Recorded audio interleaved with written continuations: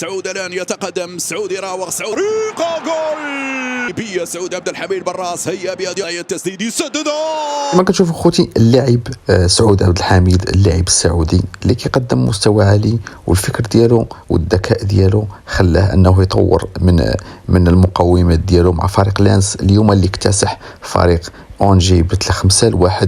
وكان اللاعب السعودي نجم المباراه اللي قدم جوج ديال الاسيست وساهم في الهدف الثالث لفريق لانس امام اونجي. كما كتشوفوا هنا هذه وحده من الاسيست اللي حط اللاعب السعودي سعود عبد الحميد.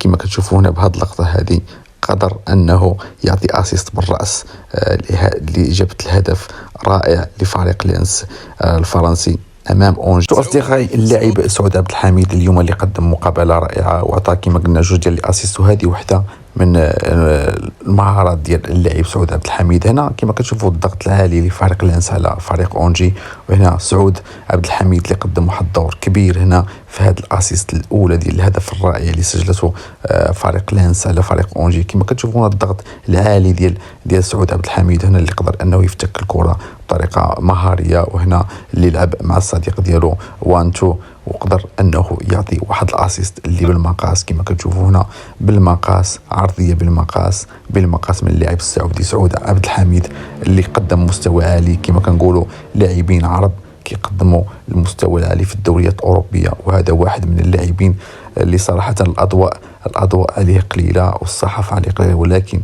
هذا العام هذا كيقدم احسن مستوى عند اللاعب عبد الحميد سعود عبد الحميد اللاعب السعودي. نتمنى ان هذا الفيديو ينال الاعجاب ديالكم. الى عجبكم الفيديو ما تنسوش الاشتراك ودعم القناه ليصلكم دائما الجديد.